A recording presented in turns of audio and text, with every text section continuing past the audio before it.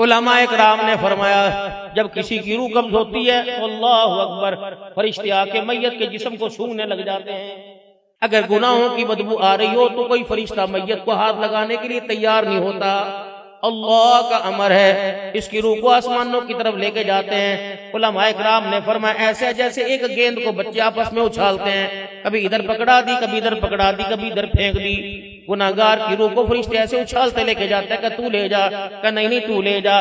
جب یہ آسمان دنیا تک روح پہنچتی ہے، دروازے پہ دستک ہوتی ہے، کون کا اللہ کا امر لے کے آئے ہیں۔ اور وہ دربان کیا کہتے ہیں، کون سی ایسی روح لے کے آگے جس کی بدبو نے آسمان کا سارا ماحول گندا کر دیا ہے۔ وہ کہتے ہیں نافرمان کی روح ہے۔ وہ کہتے ہیں پھر اوپر کیا لینے کے لیے آیا، اس نیچے ہی پھینک کے آ جا، اس روح کا یہاں ٹھکانہ نہیں بلکہ سجین زمین کے نچلے حصے میں ٹھکانہ ہے۔ اب یہ مذاق ہے، یہ غیب کی خبریں ہیں۔ یہ خبریں کون بتلا گئے؟ جناب محمد الرسول اللہ، حضور نے بتلائی۔ نیک بندے کی جب روح قبض ہوتی ہے، ہر فرشتے کی جستجو خواہش ہوتی ہے کہ اس کی روح کو آسمانوں پہ میں لے کے جاؤں۔ دربان کہتا ہے اللہ اکبر، مرحبا، تیرا آنا مبارک ہو، تیرے لیے میں انتظار کر رہا تھا۔ 50 سال 60 سال، اب تو 40 سال سے اوسطن جو اوپر عمر جا رہی ہے، بونس اللہ کا انعام ہے، ورنہ 35 سال 40 سال سے اوپر جائیں گے۔ کچھ لوگ ہیں جن کی قبروں کی مٹی کی خوشبو بتاتی ہے خدا نے کامیاب کر دیا۔ کچھ لوگ ہیں اللہ اکبر، جنازے کی چرپائی بتاتی ہیں پتہ نہیں کتنے گناہوں کا بار لے کے جا رہا ہے۔ ایمان کی سلامتی مانگنے والوں، رزق میں میرے عزیز و تنگی دور کروانے والوں، فراوانی رزق کی مانگنے والوں، اللہ سے ایک دعا آج اور کر کے چلے جائیں۔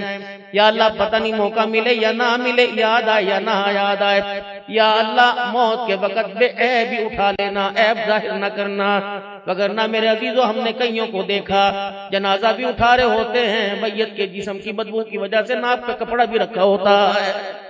اگلا معاملہ اللہ کا ہے لیکن ظاہراً اے بندے انگلیاں مٹکا مٹکا کے میری نہ شکری نہ کیا کر، برا نہ کر، مچھوں کو مروڑیاں دے کے مجھے نہ دیکھا کر۔ میں نے بنایا، تو نے مجھے نہیں بنایا، میں نے تجھے بنایا ہے۔ باڈی آف پارٹس میں یا سر سے لے کے پیروں تک مجھے پتہ ہے میں نے تیرے کون سے پینچ کو چھیڑنا ہے، سارا جسم پیرالائز ہو جائے گا۔ اے بندے میں اندر کے بھید جانتا ہوں، اتنا سا سکرو میں نے پینچ ڈھیلا کر دیا، بستر پہ لٹا دوں گا، پانی مانگے گا، کوئی تیری آواز کو پہچان ہی نہیں سکے گا۔ چپ رہ، بڑے بڑے دعوے نہ کیا کر۔ حضرت معاذ رضی اللہ تعالی عنہ سے مدنی کریم صلی اللہ علیہ وسلم نے فرمایا تھا، اے معاذ میں تجھے دین کا خلاصہ نہ بتلا دوں کہ اللہ کے نبی کیا؟ آپ نے اپنی زبان مبارک ہونٹوں سے باہر نکالی اور آپ نے اپنی انگلیوں سے پکڑا، فرمایا کف ھذا، اسے تالا لگا کے رکھیو۔ حضرت معاذ کے آنسو نکل گئے کہ یا رسول اللہ ویسا ہی ہوگا، دنیا نے دیکھا۔ صحابہ کہتے ہیں معاذ کے چہرے پہ نظر پڑتی تھی، مہینہ مہینہ گزر جاتا تھا، ڈر کی وجہ سے معاذ لوگوں سے باتیں ہی نہیں کرتا تھا۔